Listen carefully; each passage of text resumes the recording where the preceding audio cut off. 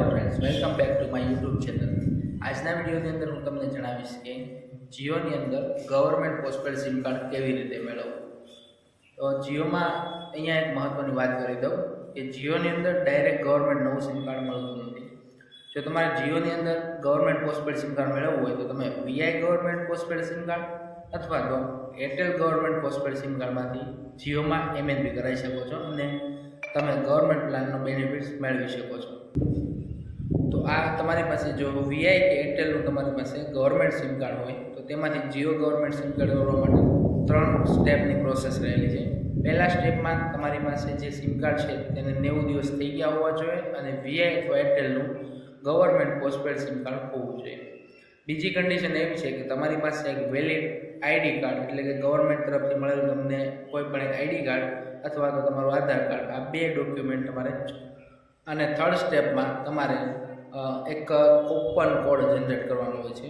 હવે આ coupon code કેવી રીતે જનરેટ કરવો, ક્યાંથી જનરેટ કરવો અને તેના માટેની શું પ્રોસેસ છે, એ સંપૂર્ણ પ્રોસેસ હું તમને આ વિડીયોમાં જણાવવાનો છું। જો કૂપન કોડ નહીં હોય તો તમારું વીઆઈ કે એરટેલનું ગવર્મેન્ટ સિમ કાર્ડ જે છે એ જીઓમાં ગવર્મેન્ટમાં ટ્રાન્સફર નહીં થાય। તો કૂપન કોડ કઢાવવા માટેની એક પ્રોસેસ છે, હું તમને ઓન સ્ક્રીન બતાવવાનો છું પ્રોસેસ કરીને કે કેવી રીતે કૂપન કોડ આવે છે।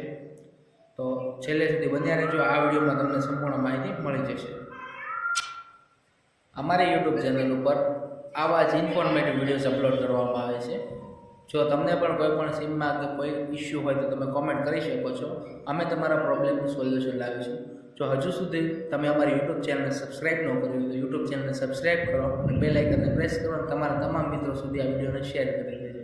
તો ચાલો મિત્રો, હું તમને ઓન સ્ક્રીન બતાવું છું કે આ પ્રોસેસ કઈ રીતે કરવાની છે, છેલ્લે સુધી વિડીયોમાં બનાવી દેજો।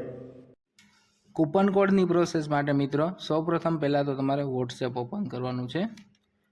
વોટ્સએપ ઓપન કરી ને અહીંયા પ્લસવાળા આઇકોન જે દેખાય છે એના ઉપર ક્લિક કરવાનું। પ્લસવાળા આઇકોન ઉપર ક્લિક કરી ને અહીંયા ઉપર તમારે એક નંબર ટાઈપ કરવાનો છે જે તમને સ્ક્રીન ઉપર દેખાતો હશે।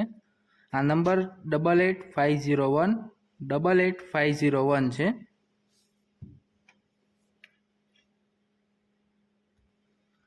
આ નંબર ઉપર ક્લિક કરીને તમારે અહીંયા જે ચેટનું ઓપ્શન દેખાય છે આ ચેટના ઓપ્શનમાં ક્લિક કરવાનું છે। ચેટના ઓપ્શન ઉપર ક્લિક કરીને તમારે હાઈનો મેસેજ ટાઈપ કરવાનું છે।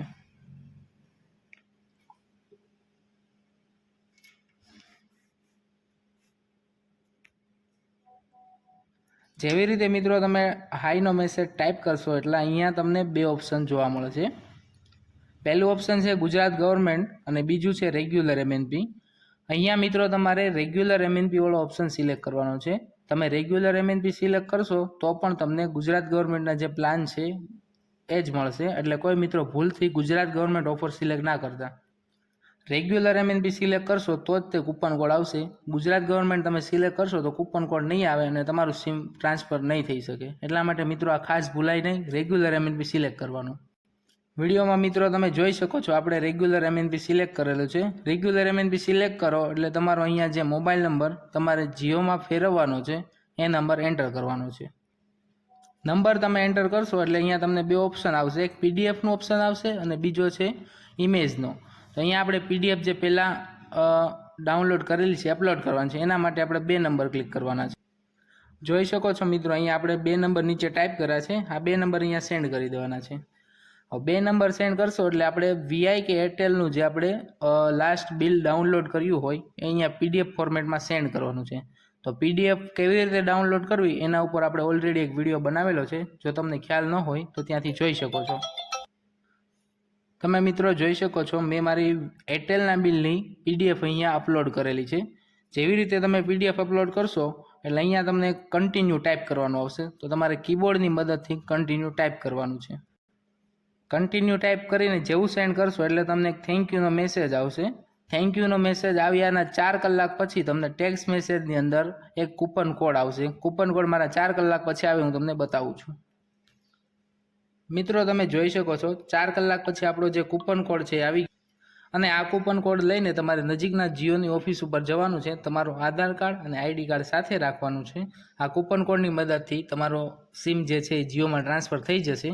જો કોઈને કૂપન કોડ ન આવતો હોય અથવા તો કૂપન કોડ મંગાવવામાં કોઈ સમસ્યા આવતી હોય તો સ્ક્રીન ઉપર મારો મોબાઈલ નંબર દેખાતો હશે, તમે આ નંબરમાં મને વોટ્સએપમાં મેસેજ કરી શકો છો. વોટ્સએપમાં મેસેજ કર્યાના 24 કલાકમાં હું તમને રિપ્લાય આપી દઈશ ને તમારું સોલ્યુશન લાવવાની હેલ્પ કરીશ. ચેનલને સબસ્ક્રાઈબ કરો અને તમારા દરેક મિત્રો સુધી શેર કરો.